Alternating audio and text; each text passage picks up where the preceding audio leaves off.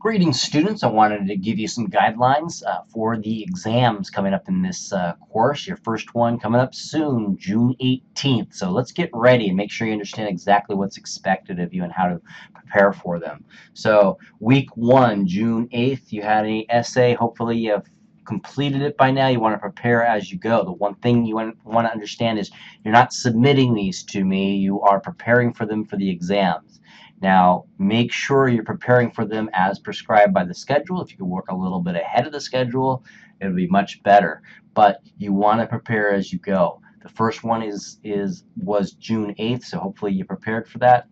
You click here, and you go to where the lecture is located. This is the actual essay prompt. Now, when you take the exam and you click Begin, you're going to get 25 questions from the previous quizzes, randomly selected from the test bank, so you'll see a lot of the same questions. But the bulk of the exam is going to come from the lecture essay. Sorry about that. That is where most of the exam, that's what your grade is going to be heavily dependent on. So to prepare for this essay prompt, if it's randomly selected, you want to go here and prepare a response to all 4 of these learning objectives. So learning objective 1, you click here, and this is the prompt. Discuss the 2 constitutional theories that evolved around the question of Reconstruction. Your response should be at least 1 paragraph, right? Always give you a guideline right there. When you're done with that response, you're going to go to learning objective 2. Here's the prompt. Discuss the presidential plan of Reconstruction and show how its weaknesses led to the congressional plan of Reconstruction. To prepare for these, again, here's the lecture notes right there. You click there, it opens up. There's the lecture notes. And you have the video right here, or the lecture video that you want to watch. Again, this works for all of the learning objectives. When you're done with all of the learning objectives and you have a response to each prompt as prescribed, as prescribed, at least 2 paragraphs.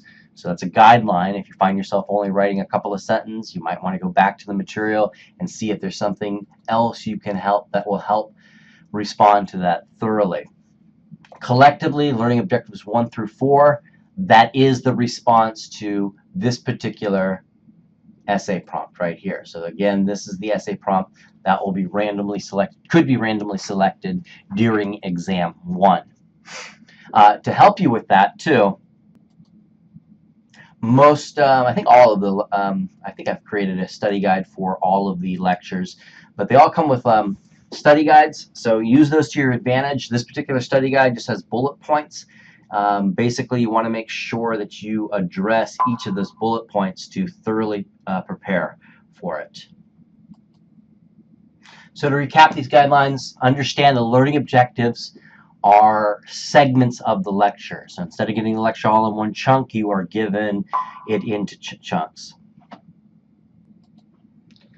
So the lecture essay prompt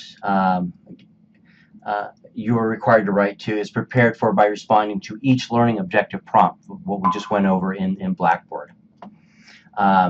During the exam, essay prompts will be randomly selected for you to respond to. Here are the guidelines for exam 1, right? There'll be 25 questions from previous chapter quizzes.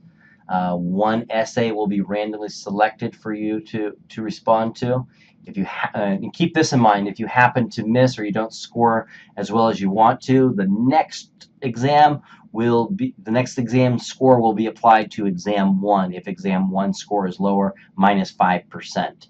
And that's the case because as we go through, you will always be assigned during the exam. There will be randomly selected essay prompts from previous assigned essays, as well as essays that have been recently responded to. So that's an opportunity for you to go back and further develop your essays as you need to. So do keep that in mind. You want to prepare as well as you can as you go, but you can always go back and revise to get a better score for previous scores for next exams.